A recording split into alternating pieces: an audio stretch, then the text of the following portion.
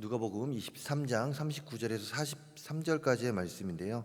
제가 가진 성경은 신약 138페이지에 있습니다. 신약 138페이지 누가복음 23장 39절에서 43절의 말씀, 우리 한 절씩 교독으로 읽으신 뒤에 43절은 합독하도록 하겠습니다. 누가복음 23장 39절입니다. 달린 행악자 중 하나는 비방하여 이르되 내가 그리스도가 아니냐, 너와 우리를 구원하라 하되, 하나는 그 사람을 꾸짖 이르되 내가 동일한 정죄를 받았고서도 하나님을 두려워하지 않느냐. 우리는 우리가 행한 일에 상당한 보응을 받는 것이니 이에 당연하거니와 이 사람이 행한 것은 옳지 않은 것이 없느니라 하고, 이르되 예수여 당신의 나라에 임하실 때에 나를 기억하소서 하니. 함께 읽겠습니다. 예수께서 이르시되 내가 진실로 내게 이르노니 오늘 내가 나와 함께 낙원에 있으리라 하시니라. 아멘. 저는 오늘 누가복음 23장 39절 43절의 말씀을 가지고 내가 앞으로 나와 함께 하겠다, You will be with me라는 제목으로 이야기를 나눠보려고 합니다. 자, 고난주간의 마지막이라고 할 수 있는 이제 금요일입니다. 이 금요일을 우리는 성금요일이라고 이제 표현을 하는데요. 주님께서는 자신의 자녀들의 아픔과 질고 그리고 죄를 위하여 고난을 당하신 뒤에 결국 십자가에 못 박히신 날, 바로 오늘입니다. 우리를 위해 십자가에 못 박혀 이렇게 돌아가실 때에 주님 곁에는 이제 두 명의 양편에 두 사람이 있었으니 바로 강도였습니다. 그런데 이들은 일반인들이 상상하는 이런 강도가 아닙니다. 어떻게 그것을 알 수 있을까요? 바로 그들이 지고 있는, 즉 그들이 지금 죽음 가운데 그들에게 처해진 그 십자가형 때문에 그렇습니다. 예수님께서 살아가고 계실 때, 예수님이 계실 때 당시 가장 흉악한 자들에게 주어지는 이제 사형법이 바로 십자가형입니다. 이런 의미에서 주님과 같이 십자가형을 당하고 있는 두 강도는 단순한 강도가 아닌 정말 용서치 못할 흉악한 죄를 지은 강도임을 우리가 알 수 있죠. 그리고 이들도 이제 십자가에 달려 주님 양 옆에서 죽음을 앞두고 있습니다. 그런데 오늘 말씀에서 기록하고 있듯이 주님을 대하는 두 강도의 태도가 다릅니다. 무슨 말입니까? 한편의 강도는 끝까지 주님을 모독하고 있습니다. 너가 모든 일을 구하는 자인데 너와 나를 구원해봐라 라고 이야기하며 지금 비방하고 있을 뿐만이 아니라 오히려 조롱하고 모독하고 있죠. 그런데 한편의 강도는 어떠합니까? 자신들은 자신들의 죄로 인하여 벌을 지금 받고 있다라고 이야기합니다. 하지만 주님은 죄가 없으신 분임에도 불구하고 십자가에 달리셨다고 주님을 진심으로 변호하고 있죠. 그리고 한 가지를 청합니다. 다른 것이 아닙니다. 자신의 죄를 용서해달라, 그런 것이 아니라 한마디를 하죠. 42절에 기록되고 있듯이 당신의 나라가 임할 때 나를 기억하여 주소서, 나를 기억해 달라는 청을 합니다. 자신이 잘못했음을 깨닫고 용서를 지금 구하고 있습니다. 그리고 주님은 이런 두 강도에게 상반되는 행동을 하시죠. 어떤 행동입니까? 자신을 모독한, 조롱한 그 강도에게는 아무런 대꾸를 하지 않습니다. 처절하게 그를 무시하고 있습니다. 하지만 주님을 변호하고 진심으로 자신의 죄를 뉘우치며 주님의 때에 자신을 기억해 달라고 하는 강도에게는 43절에서 다음과 같이 말씀하시는데요. 우리 43절의 말씀 한 번 더 함께 읽어보도록 하겠습니다. 43절입니다. 예수께서 이르시되 내가 진실로 내게 이르노니 오늘 내가 나와 함께 낙원에 있으리라 하시니라. 아멘. 주님은 용서를 구한 그 강도에게 무엇이라고 이야기합니까? 내가 나와 함께 낙원에 있으리라 라고 이야기하고 있습니다. 내가 주님과 함께, 이제는 너는 나와 함께 낙원에 있게 될 것이다 라고 약속을 하며 구원의 은혜를 입게 한다, 이것이죠. 이런 오늘 말씀 속에서 주님은 우리에게 분명하게 전하는 메시지가 있습니다. 그것이 무엇입니까? 바로 오늘 말씀의 제목이죠. 내가 앞으로 나와 함께 하겠다. 내가 앞으로 나와 함께 하겠다.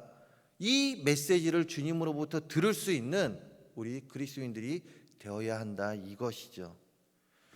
이 메시지가 저와 우리 성도님들과 항상 함께 있어서 주님과 동행하며 매일의 삶 속에서 말씀으로 승리하는 우리 모두가 되기를 소망하는데요. 그렇다면 어떻게 할 때 이 메시지를 더 확실히 들을 수 있을까요? 먼저 말씀을 들을 수 있어야 합니다. 앞에서 언급했듯이 주님과 강도 두 명은 거리를 두고 지금 십자가에 달려 있습니다. 주님께서 가운데 있다면 좌편과 우편, 그곳에 지금 강도 두 명이 이제 십자가에 달려 있죠. 그런데 오늘 말씀의 병행 구절이 되는 마태복음 27장 44절을 보게 되면요, 이 두 강도가 처음에 주님한테 어떻게 했는지에 대해 기록하고 있습니다. 이들은 어떻게 했을까요? 마태복음 27장 44절입니다. 함께 십자가에 못 박힌 강도들도, 지금 함께 십자가에 못 박힌 강도들에 대한 이야기죠, 이와 같이 욕하더라 라고 이야기합니다. 두 사람도 별반 다름이 없었다라는 것이에요. 주님께서 십자가에 못 박혀 달려 돌아가실 때에 그 앞에 있던 군병들과 많은 사람들이 지금 주님을 조롱하고 있었습니다. 근데 그 옆에 있었던 이 두 강도 또한 별반 다름이 없이 주님을 조롱했다 이것이죠. 그런데 한 강도의 태도가 지금 변하지 않았습니까? 오늘 말씀 가운데 이 한 강도의 태도가 변해 있습니다. 도대체 무슨 일이 있었기에 그랬을까요? 그 강도는 주님께서 십자가에서 하신 말씀, 즉 십자가상의 7원이라고 하죠, 그 중에 첫 번째 말씀을 들은 것입니다. 그 첫 번째 말씀이 바로 자신의 마음에 새겨진 것이죠. 어떤 말씀입니까? 아버지, 저들의 죄를 사하여 주옵소서. 주님이 하신 말씀입니다. 주님께서 십자가상에서 이야기하십니다. 아버지, 저들의 죄를 사하여 주시옵소서. 저들이 지금 무지하여 하는 행동들입니다. 끝까지 자신을 조롱하는 자들조차도 사랑으로 섬겼던, 또한 따뜻하게 안아주시려고 하셨던 그 주님의 말씀, 그 말씀을 한 강도는 듣고 그 말씀으로 깨닫게 된 것이죠.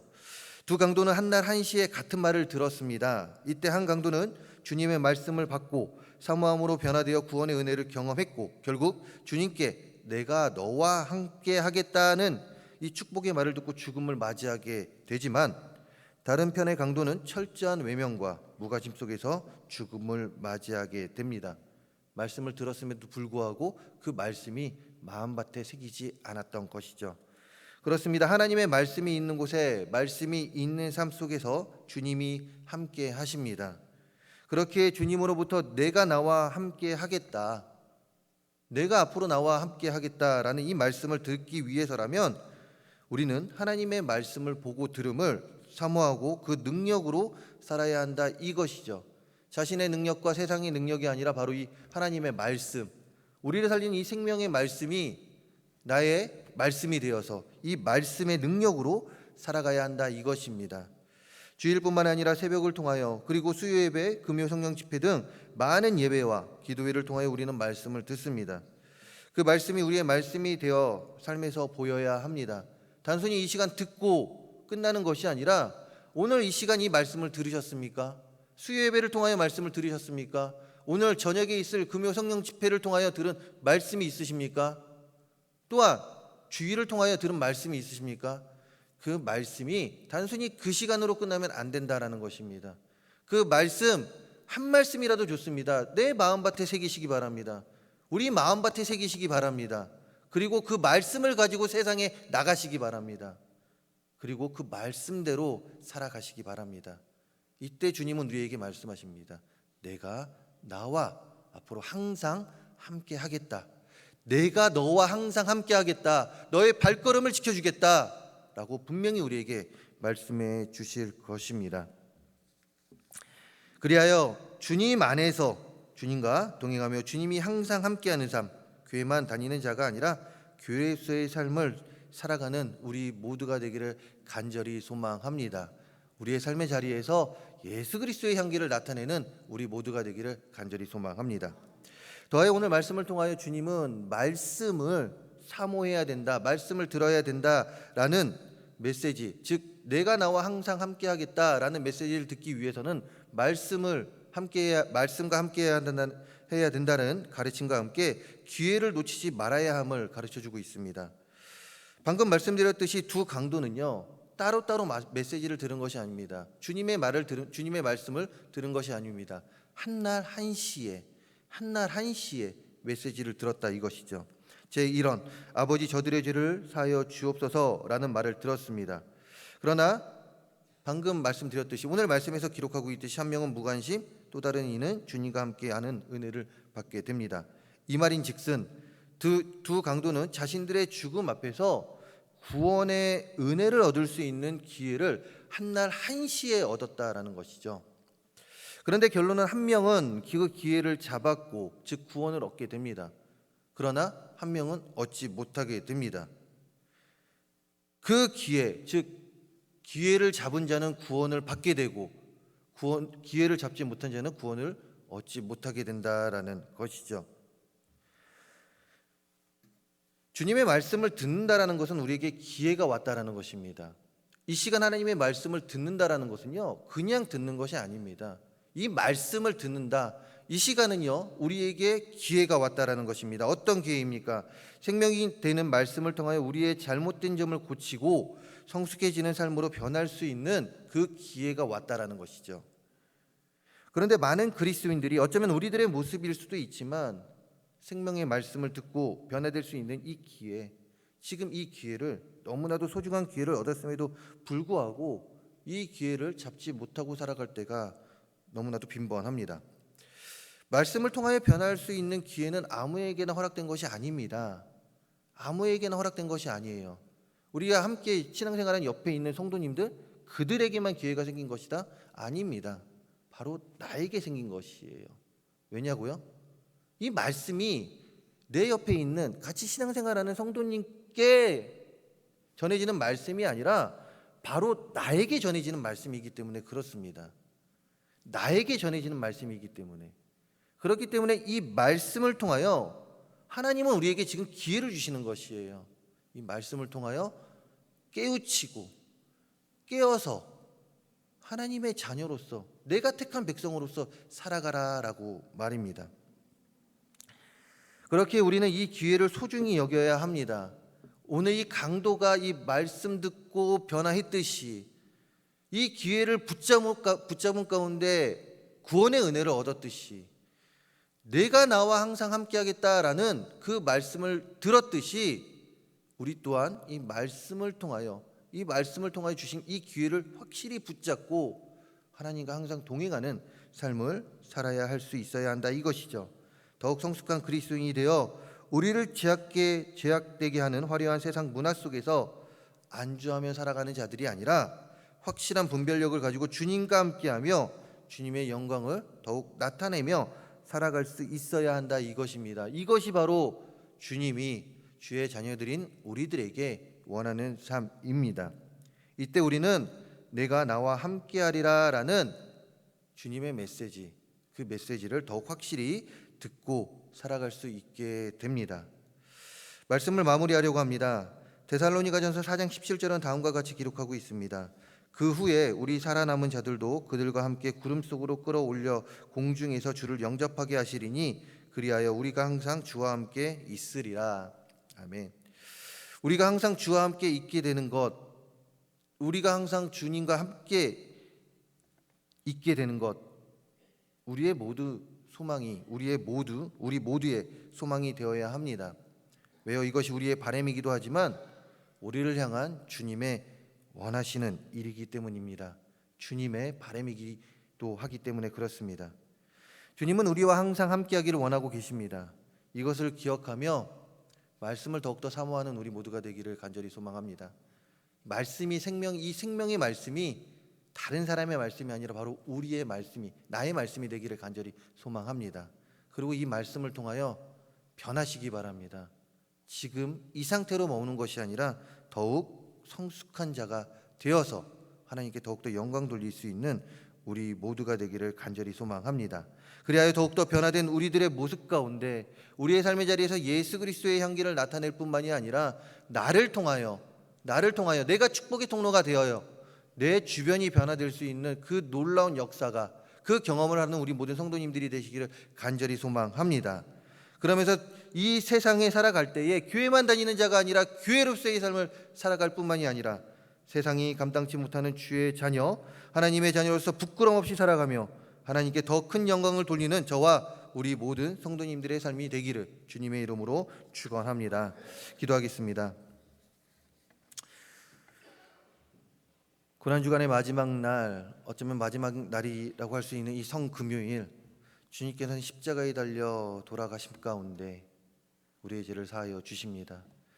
그 고난도 우리를 통하여 기쁨으로 맞이하셨던 주님, 십자가에서도 끝까지 많은 이들에게 주님의 메시지를 전하며 한 명이라도 더 구원하시려고 하셨던 그 주님, 말씀으로써 가르쳐 주셨습니다. 그 말씀이 우리의 말씀이 되기를 간절히 소망합니다. 주님의 말씀이, 이 생명의 말씀이 우리의 말씀이 되기를 간절히 소망합니다.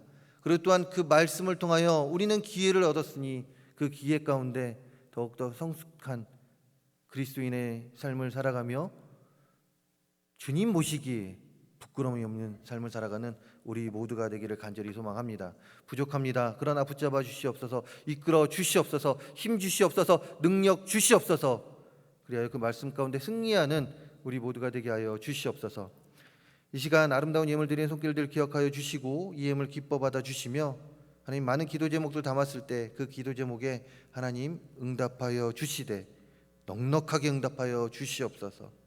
그리고 더 큰 기도 제목으로 하나님 의지하며 살아가는 우리 모두가 될 수 있도록 도와주시옵소서.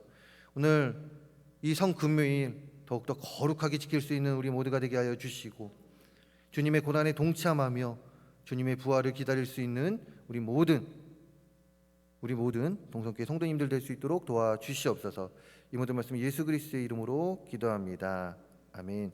이 시간 함께 기도하기 원합니다. 오늘 말씀 기억하시면서 기도하시고요. 또한